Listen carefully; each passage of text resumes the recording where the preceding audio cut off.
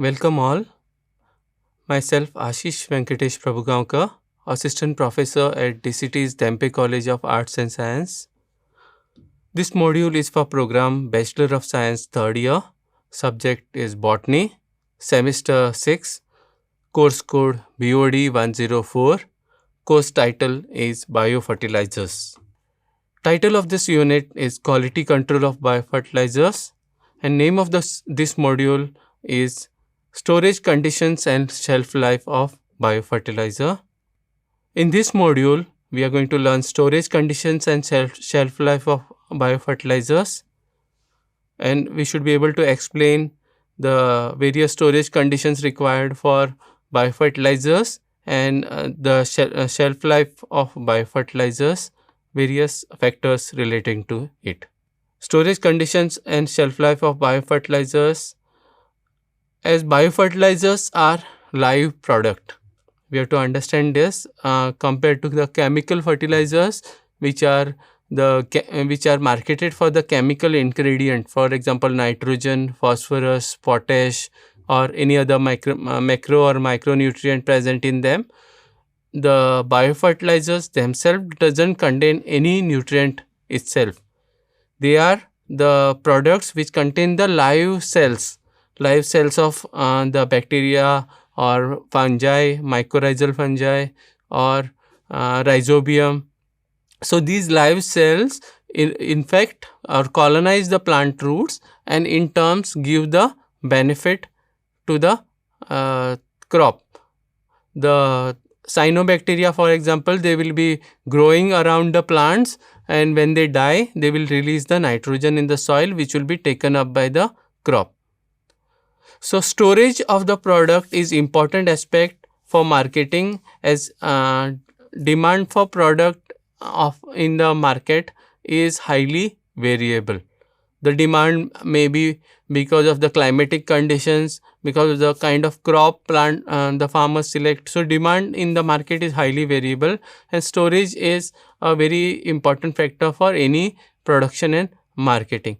So storage conditions are very important, as our cells are living cells, and the shelf life of the biofertilizer should be monitored carefully. Storage also allows price stabilization and ensures the supply in the peak demand when the demand is at the peak. But when this storage is done, biofertilizers should be stored and handled carefully. So for biofertilizers, we need to ensure aseptic conditions, cleanliness where it is stored, and contamination free production as well as housing while storage. Most biofertilizers need to be stored at cool place away from direct heat, preferably from 15 to 32 degree Celsius. The temperature should not be exceeding 33 degrees Celsius in any case, which will adversely affect the viability of the live culture in the biofertilizers. The amount of beneficial living cells is considered as the most important parameter for biofertilizer quality assurance. So the amount to maintain this, the storage conditions specified should be met properly. While purchasing, one should ensure that each packet is provided with necessary information like name of the product, name of the crop which is intended, then address of manufacturer and date, and the instructions which should be followed properly. The packet has to be used in the as per instructed. The complaint from farmers regarding efficiency of biofertilizer is not uncommon, because the biofertilizers often fail to work in the field if above factors like the transportation, storage, application of the biofertilizer to intended crop, or application as per instruction is not followed. Even though the formulation devised is having the efficiency to give the desired benefit, because of the storage and other factors, the farmers it fails to give farmer the desired result. So improper storage, longer duration between the production and the use, the field application methods are key in key factors which result in failure of such biofertilizers at farmers level. This failure results in lack of farmers trust in biofertilizers, so this should be avoided or taken care of. The farmers also need to understand that these living cultures or living the fertilizers with living cells should be handled carefully. So they should never mix a chemical fertilizer with the biofertilizer when application. Never apply like fungicides or plant ash while also applying the biofertilizer. Never directly expose the biofertilizer to the sunlight or harsh sunlight of the field. It should be the procedures for application should be followed properly. Do not keep used packets of the fertilizer open. They should be sealed immediately and should be kept in refrigerator till the time or few days. If it needs to be stored, open packet should be stored in refrigerator. After opening, it should be stored in refrigerator be above 4 degrees centigrade. They should not be freezed. This should be the packets of biofertilizer should be stored at room temperature from 0 to 35 degrees Celsius till use. The microorganisms commonly used as biofertilizers are nitrogen fixing soil bacteria, Rhizobium azotobacter, nitrogen fixing cyanobacteria, Anabaena is an example, phosphate solubilizing bacteria, Pseudomonas, mycorrhiza, phytohormone producing bacteria, and of recently different cellulolytic microorganisms are also been reported to be beneficial.